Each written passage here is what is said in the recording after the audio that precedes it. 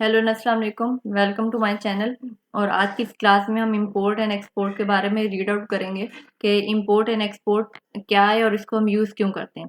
सबसे पहले हम इंपोर्ट एंड एक्सपोर्ट के बारे में थोड़ा सा जान लेते हैं कि इंपोर्ट एंड एक्सपोर्ट हम यूज़ क्यों करते हैं। लाइक एक एग्जांपल है कि हमने बहुत बड़ी फाइल क्रिएट की हुई है और उसकी फाइल के अंदर से एक छोटा सा डेटा मुझे किसी भी फाइल के अंदर चाहिए, तो उसके लिए मैं क्या यूज़ करूँगी, इंपोर्ट एंड एक्सपोर्ट यूज़ करूँगी। वो चीज़ जो अगर हम कॉपी पेस्ट करने के बजाय या दोबारा राइट करने के बजाय हम इसको क्या करेंगे, इंपोर्ट एंड एक्सपोर्ट के ज़रिए हम उस फाइल को वहाँ से वहाँ कॉपी कर सकते हैं। अब स्टार्ट करते हैं सबसे पहले की वीडियो को कि हम लोग इंपोर्ट एंड एक्सपोर्ट करते कैसे हैं। लाइक सबसे पहले मैंने एक वेरिएबल बनाया, let a is equals to 8। अब मैंने ये सिंपल एक वेरिएबल बनाया है। अब मुझे क्या करना है, ये सिंपल एक एग्जांपल स्टार्ट करते हैं देन आगे बढ़ते जाएंगे। ये मैंने एक अपनी फाइल क्रिएट की हुई हेलो नेम से, यहाँ पर मुझे क्या करनी है, इंपोर्ट करवानी है। तो यहाँ पर हम सबसे पहले एक्सपोर्ट करने के तीन तरीके होते हैं। सबसे पहले सिंपल तरीका हम देखते हैं कि जब भी कोई चीज़ हमें एक्सपोर्ट करवानी हो तो उसके स्टार्ट में हम एक्सपोर्ट लिखेंगे और जहाँ पर हमें चाहिए वहाँ पर हम लिखेंगे इंपोर्ट करली ब्रैकेट्स, देन लिखेंगे फ्रॉम, देन इन्वर्टेड कॉमास के अंदर हम लिखेंगे डॉट बैकस्लैश और उस फाइल का नेम। ये होता है हमारे फाइल का एड्रेस। इसे कैसे देते हैं, हम अगेन ट्राई करके देखते हैं कि कर्ली ब्रैकेट्स डॉट बैकस्लैश और फाइल का जो नेम है जहां से हमें अपनी फाइल चाहिए वो नेम लिख देंगे। अब यहाँ पर हम क्या कर लिखेंगे, हमें यहाँ से चाहिए ए की वैल्यू चाहिए। क्या है, किसकी वैल्यू चाहिए, ए की वैल्यू चाहिए। तो इसको हम क्या करेंगे, हम हेलो के अंदर आके कर्ली ब्रैकेट्स के अंदर ए लिख देंगे। जैसे ही हमने ये लिखा तो ये हमारी जो फाइल है इंपोर्ट हो गई। अब इंपोर्ट होने के बाद हम इसको कंसोल डॉट लॉग करवा के देखेंगे। तो हमने कंसोल डॉट लॉग करवा के देखा, हमने ए की वैल्यू अब हमने लिख दिया। अब इसका जाके रिजल्ट हम सीएमडी पर चेक करेंगे। तो अच्छा, यहाँ पर हम वो हमेशा सीएमडी पे फाइल का नेम लिखेंगे जिस फाइल को हमने इंपोर्ट करवाया। तो मैंने हेलो फाइल को इंपोर्ट करवाना है, तो मैंने जब लिखा हेलो नोड हेलो तो मुझे यहाँ पर 8 जो है वो रिजल्ट मिल गया। ये तो थी सिंपल एग्जाम्पल। अब हम मूविंग टुवर्ड नेक्स्ट एग्जाम्पल की तरफ आते हैं। हमें डिफरेंट वेरिएबल्स को और डिफरेंट वैल्यूज को इंपोर्ट एंड एक्सपोर्ट करवाना है। तो उसके लिए हम देखते हैं, let B is equals to 4, let C is equals to 6 and let d is equals to 5। ये हमने सिंपल कुछ वेरिएबल डिक्लेयर कर दिए और उसके अंदर हमने नंबर स्टोर करवा दिए। ये आपको नजर आ रहे होंगे 8, 4, 6 एंड 5। अब हमने क्या करना है, हमने इस हेलो फाइल के अंदर इन सबको क्या करवाना है, इंपोर्ट करवाना है। तो एक तो तरीका हमने अभी देखा कि फाइल के स्टार्ट के अंदर यहाँ पे हम एक्सपोर्ट लिख दें, एक्सपोर्ट, और सबके इसी तरह हम यहाँ पे भी लिख दें एक्सपोर्ट, और आगे वैल्यू वैल्यू जो भी डिक्लेयर की हुई इसी तरह। ये तो था एक सिंपल तरीका। अच्छा, इस तरीके को देखने से बेहतर है हम एक चीज़ और देखते हैं। वो ये है कि हम क्या करते हैं, एक्सपोर्ट करने के 2-3 तरीके होते हैं। वो सबसे पहले हम सिंपल वैल्यू को जब भी डिक्लेयर करवाना हो तो उसके स्टार्ट के अंदर हम क्या कर देंगे, एक्सपोर्ट लिख देंगे। लेकिन जब ज़्यादा हमें वैल्यू चला कि ये हमने पूरा बनाया, इन सबको हमने एक्सपोर्ट करवाना है, तो इसके लिए एक सिंपल तरीका होता है। वो ये होता है, आप लिखेंगे एक्सपोर्ट कर्ली ब्रैकेट्स। अब कर्ली ब्रैकेट्स के अंदर आपने जिन जिन वैल्यूज को एक्सपोर्ट करवाना है उनको मेंशन कर दें। लाइक मुझे ए करवाना है, B comma C comma D, इन सबको मैंने क्या कर दिया, एक्सपोर्ट करवा दिया। अब मूविंग टुवर्ड्स नेक्स्ट फाइल, हमें यहाँ पे इन सब वैल्यूज को क्या करवाना है, इंपोर्ट करवाना है। अब सबसे पहले मैं फिलहाल इनको कमिट आउट कर देती हूँ। अब मुझे उन सब वैल्यूज को क्या करना है, इंपोर्ट करवाना है। तो इंपोर्ट का बेसिकली तरीका चेंज नहीं होगा, वही होगा import curly brackets from, then हम यहाँ पे अपनी फाइल का एड्रेस देंगे। फाइल का एड्रेस कैसे देते हैं, डॉट बैकस्लैश और फाइल का नेम। अभी हमने क्या कर दिया, यहाँ पे अपनी फाइल का एड्रेस दे दी। अब यहाँ पे हमने करवाना क्या है, ए comma B comma C comma D.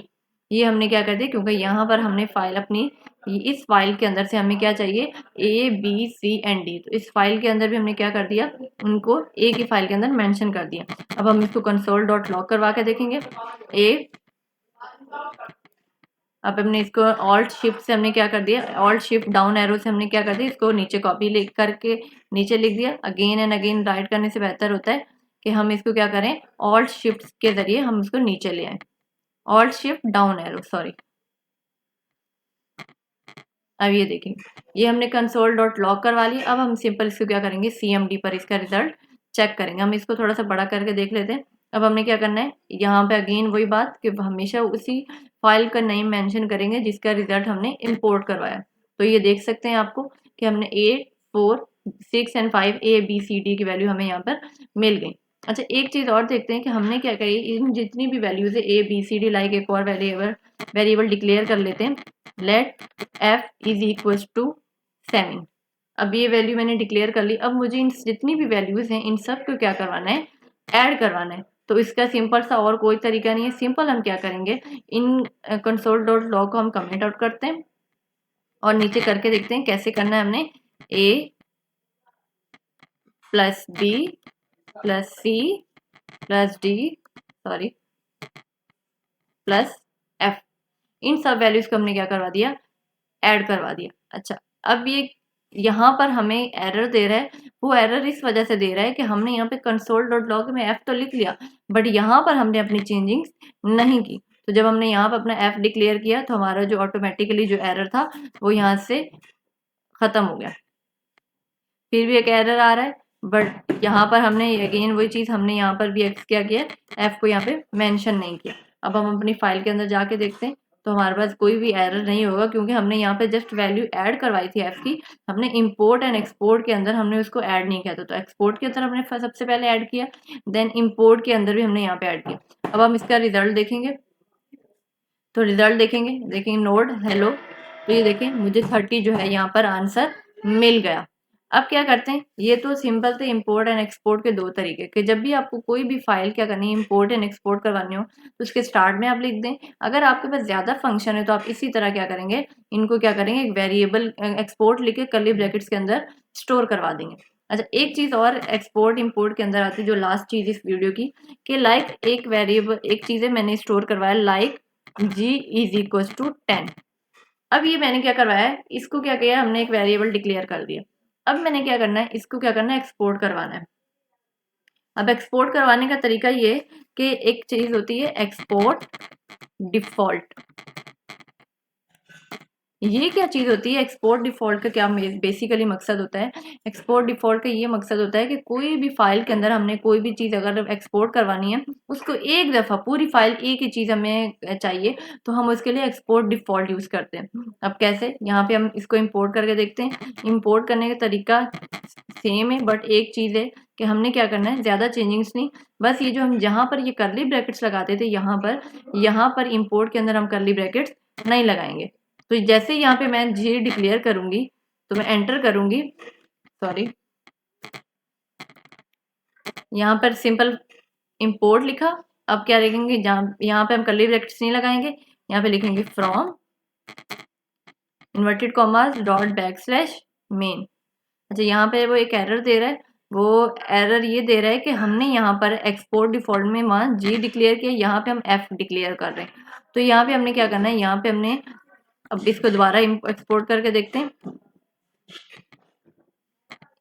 Import जी, जैसे मैंने एंटर किया, ये देखें वो मुझे सेम उन्होंने फ्रॉम और आगे मेरी फाइल का नेम ला के दिखा दिया। अब ये ऐसी चीज़ें क्यों होती हैं, क्योंकि यहाँ पे हम कर्ली ब्रैकेट्स नहीं लगाते। ये एक्सपोर्ट डिफ़ॉल्ट का जो फीचर है कि जब भी हम एक्सपोर्ट डिफ़ॉल्ट यूज़ करते हैं तो हम जो है वो जी, इसके अंदर हम कर्ली ब्रैकेट्स नहीं लगाते। अब इसको हम कंसोल डॉट लॉग करवा के देखते हैं, यहाँ हम जी लिखेंगे।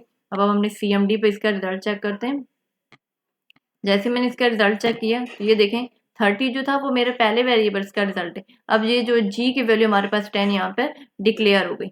अब ये लास्ट चीज़ ये कि हम ये एक्सपोर्ट डिफ़ॉल्ट यूज़ क्यों करते हैं। देखिए, एक्सपोर्ट डिफ़ॉल्ट अगर मैं यहाँ पर भी अगर एक्सपोर्ट अपने एक्सपोर्ट के साथ डिफ़ॉल्ट लगा दूँ, तो ये देखें मुझे यहाँ पे एरर दे रहा है। क्यों एरर दे रहा है, क्योंकि एक चीज़ में देख याद रख लें कि एक्सपोर्ट डिफ़ॉल्ट हमेशा पूरे प्रोग्राम के अंदर सिर्फ एक ही चीज़ को एक्सपोर्ट कर सकता है, दोबारा हम उसको यूज़ नहीं कर सकते। अगर नेक्स्ट क्वेश्चन ये आता है कि हम एक्सपोर्ट डिफ़ॉल्ट को यूज़ करते क्यों हैं, तो ये चीज़ आपको नेक्स्ट वीडियो में आपको मिल जाएगी कि एक्सपोर्ट डिफ़ॉल्ट कहीं-कहीं जगह पर हमें ये चीज़ देखनी होती है कि हमारा जो कमांड प्रॉम्प्ट होता है वो हमसे डिफ़ॉल्ट में ही वैल्यूज़ माँग रहा होता है, तो इस वजह से हम एक्सपोर्ट डिफ़ॉल्ट यूज़ करते हैं। लेकिन बेसिकली जो ज़्यादातर तरीका यूज़ होता है वो एक्सपोर्ट का ही यूज़ होता है, एक्सपोर्ट डिफ़ॉल्ट का यूज़ नहीं होता। And thank you. वीडियो यहाँ पे कंप्लीट होती है। अगर आपको पसंद आई हो तो प्लीज़ लाइक एंड सब्सक्राइब ज़रूर कीजिएगा। अल्लाह हाफ़िज़।